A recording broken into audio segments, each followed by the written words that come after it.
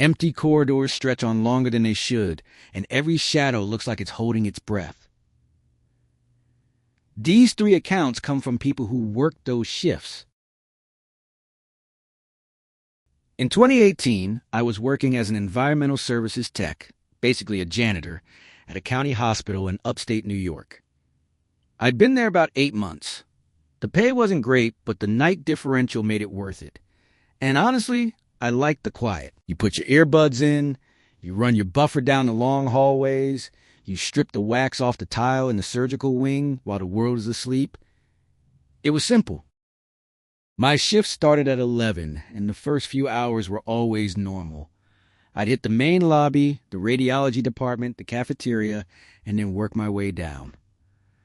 Around 2 a.m., I'd take my cart to the service elevator and ride it all the way to the sub-basement. That's where the pathology lab was, the morgue holding, and all the cold storage for biological samples. Nobody liked going down there. The lights were motion-activated, and they took a second too long to kick on, so you'd step off the elevator into complete darkness and just stand there, waiting. I told myself I was overthinking it every single night. The main job in the sub-basement was just mopping the corridor outside the cooler. The cooler itself was a walk-in unit with a heavy, vacuum-sealed door, the kind where you have to pull a lever to release the seal before it opens. Inside were the body trays and the racks of tissue samples. I never went in there. I just mopped the tile right up to the door, emptied the waste bins that were always filled with nothing but paper towels and empty solution bottles, and then get out.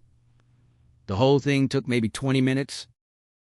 One night in late October, I was down there a little later than usual. The buffer had died on the 3rd floor, and I'd spent an hour trying to get the pad to spin right. So by the time I got to the sub-basement, it was nearly 3:30 a.m. I remember the quiet felt different that night. Heavier, like the air pressure had changed. I was running the wet mop along the baseboard when I heard a sound I'd never heard before. It was a deep, low thump, followed by a sharp hiss of air, the kind of sound a pressurized seal makes when it breaks. I stopped. The sound had come from inside the cooler. I told myself it was the compressor cycling. Old refrigeration units make noise. But something felt off. I stared at the heavy door for a long moment. The lever was in the sealed position, exactly as it always was. I didn't know why I did this, but I set the mop against the wall and stepped closer. I put my palm flat on the door's metal surface. It was cold, like it was supposed to be, but I could feel a vibration through it, faint, rhythmic, like something shifting weight on the other side. I told myself I was being stupid. I finished mopping as fast as I could and left. But the next night, I couldn't stop thinking about it. I went back down at the same time, and this time, I brought a flashlight. A heavy mag light we kept on the cart. When I got to the cooler door, I saw something that made my stomach drop. On the tile directly in front of the door, there was a smudge, a dark reddish-brown smear, about 6 inches long, leading from the seal at the bottom of the door outward. It looked like someone had dragged a wet finger through dust, except the floor was clean. I had mopped it myself 24 hours earlier. I don't know how to explain this, but my gut already knew something was wrong. I should have called security. Instead, I grabbed the lever on the cooler door and pulled. The seal broke with that same hiss of air, and the door swung open. The cold hit my face immediately. Inside, the overhead fluorescents flickered on, a sickly pale light. The room was narrow, lined with the stainless steel body trays on one wall and the specimen racks on the other. Everything looked normal, except for one thing. The tray at the end of the row, the one closest to the back wall, was pulled out. Not all the way, just about 18 inches. And the white sheet that covered the body was rumpled, bunched up around the feet. I stood there for maybe 10 seconds, trying to process what I was seeing. My brain kept offering reasonable explanations. Someone from pathology had been in late. A transport had gone wrong. Maybe a body had shifted during a power fluctuation. But none of that explained the smear on the floor outside. I took one step closer, And that's when I heard it. A soft, wet sound, like someone exhaling slowly through their nose. I didn't run, I didn't scream. I just backed out of the cooler, pulled the door shut, and sealed the lever. Then I got on the elevator and rode it up to the security office. I told the guard on duty, a guy named Ron, that I thought someone had been messing with the bodies in the cooler. He looked at me like I was crazy, but he came down with me. When we got back to the sub-basement, the smear on the floor was gone. Ron pulled the cooler door open, and I stepped in behind him. Every single tray was pushed all the way in. Every sheet was smooth and tucked. It didn't make sense at the time, and it still doesn't now. I finished my shift, went home, and put in my 2 weeks' notice the next morning. I never found out what happened down there. I still think about the way the air felt when that seal broke, like something on the other side had been waiting for me to notice. The next story comes from someone who worked a job a lot like that one. And in 2015, I was a registered nurse on the overnight shift in the pediatric wing of a children's hospital in Ohio. I'd been in that unit for 3 years. It was a good job.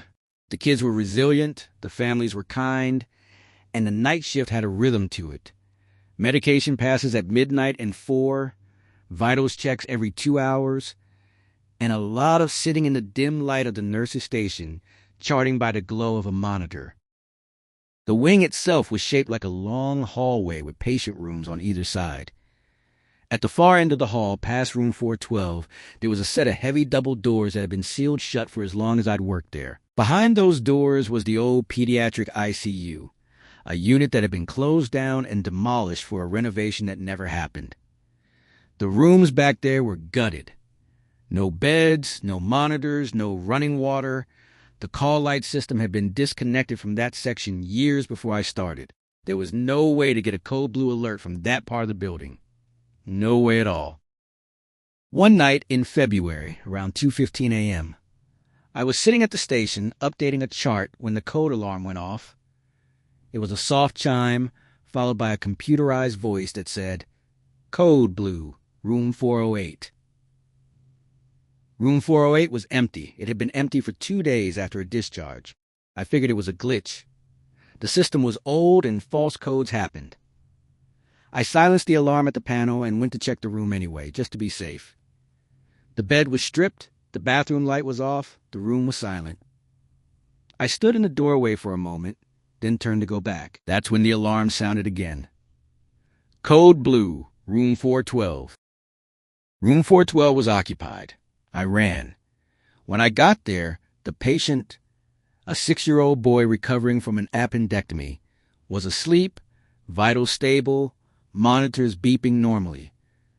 No one had pressed the call button. I stood there, breathing hard, my heart hammering. I told myself it was a wiring fault, maybe a short in the panel from the rain we'd had that week. But the next chime made the hair on my arm stand up. Code blue, pediatric ICU. That unit didn't exist anymore. It had no rooms, no monitors, no patient beds. It didn't have a code button. It didn't even have electricity running to it, as far as I knew. I stared at the sealed double doors at the end of the hall. A small part of my brain insisted there was a perfectly normal explanation. A crossed wire, a backup battery dying in an old panel, some maintenance worker accidentally reconnecting a circuit.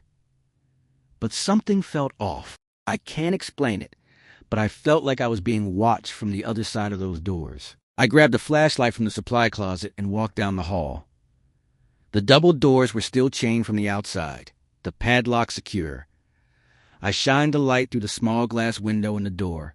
Beyond it, I could see the gutted shell of the old ICU, exposed drywall, dangling wires, piles of construction debris.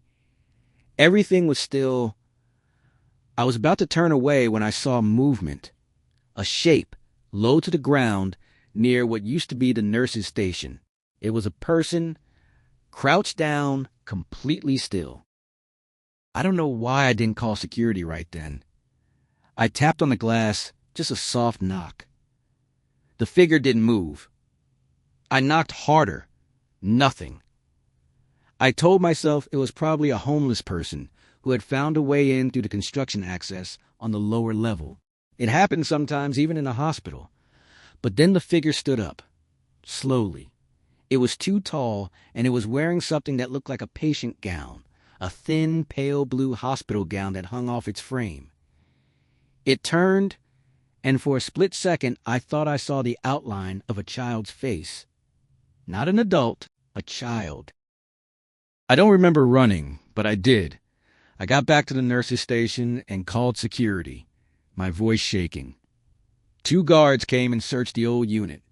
They found nothing. No sign of forced entry, no footprints in the dust, no patient gowns. The construction foreman swore the site had been locked down tight since 4 that afternoon.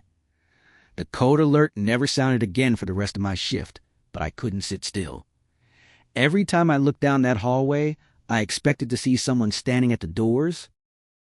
A week later, I requested a transfer to days. I didn't tell anyone the real reason. I just said the night shift was wearing me down. But I still think about the way that shape moved when it stood up, and the way the alarm kept triggering a room that wasn't there. I never got an answer. I don't think I want one. A few months after I first shared stories like this, I received this one. And in 2021, I worked as a hospital security guard at a large medical center in Texas. I'd done the job for about a year. Most of my shifts were quiet. Patient watches, escorts to parking garage, the occasional confused visitor. But once a month, we had to do a full perimeter check of the lower levels, including the morgue, at 3 a.m. It was just a routine walkthrough. You scan a badge at a checkpoint near the loading dock, you walk the hallway, you make sure the cooler doors are secure, and you leave. It took 10 minutes. The morgue was located in the basement, at the end of a long corridor that smelled like bleach and old concrete. The hallway had a row of flickering overhead lights that maintenance never quite fixed, so there was always a dark stretch about halfway down where you had to walk blind for a few seconds. I hated that part. Every single time I'd hold my breath and walk a little faster, and every single time I'd feel ridiculous afterward. This one night, I was doing the check alone. My partner had called in sick. I swiped my badge at the corridor entrance, and the door clicked open. I started walking, my boots echoing on the tile. When I reached the dark stretch, I pulled out my flashlight and clicked it on. The beam cut through the darkness and landed on the morgue door at the end of the hall. It was open. Not wide open, but the latch wasn't engaged, and there was a thin line of cold blue light spilling out onto the floor. I stopped. My first thought was that someone from pathology was working late, but pathology had been closed for 6 hours by that point. The overnight transport team wasn't scheduled to move any bodies until morning. I radioed it in. Control, this is Patrol 1. I've got an unsecured morgue door on basement level 2. No sign of forced entry. I'm going to clear it.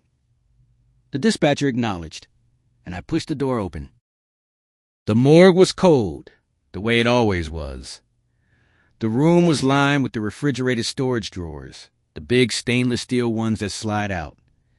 At the far end of the room, there was a small office with a glass window, and beyond that, the autopsy suite.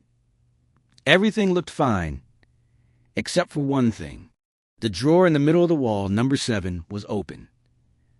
The body tray inside was empty. The white sheet that should have been covering a body was wadded up and tossed on the floor. I felt a chill that had nothing to do with the temperature. I drew my flashlight up and swept the room. The office was empty. The autopsy suite door was closed. I took a step toward the open drawer, and that's when I heard it. A soft, shuffling sound, like bare feet dragging on concrete. It was coming from behind me, from the hallway I'd just walked through. I turned, and my flashlight beam caught the edge of a figure, a tall, thin silhouette, disappearing around the corner at the end of the corridor. It moved wrong. It didn't run.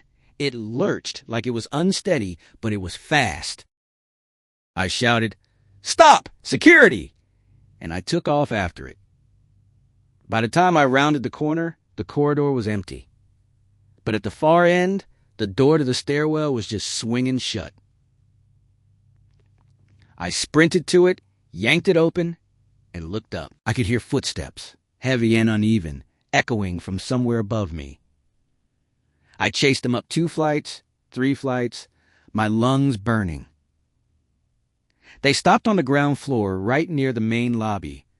I burst out of the stairwell, and I was standing in an empty hallway. The main lobby doors were locked. The reception desk was dark. There was no one there. I radio control again, my voice shaking, and told them I had a possible intruder who had been inside the morgue. They locked down the building. A full security team swept the hospital for 2 hours. They never found anyone, but when they checked the morgue drawer number 7, the body that was supposed to be there, a John Doe who had been brought in from a highway accident the day before, was back on the tray. The sheet was tucked in, the drawer was closed. The pathologist swore the body had been there the entire night, but I know what I saw. I still think about the way those footsteps sounded, and the fact that whoever or whatever I chased up those stairs knew exactly how to disappear inside a locked hospital. I still work security, but I don't do the morgue checks anymore. I told my supervisor I had a bad knee. It's easier than trying to explain what I saw.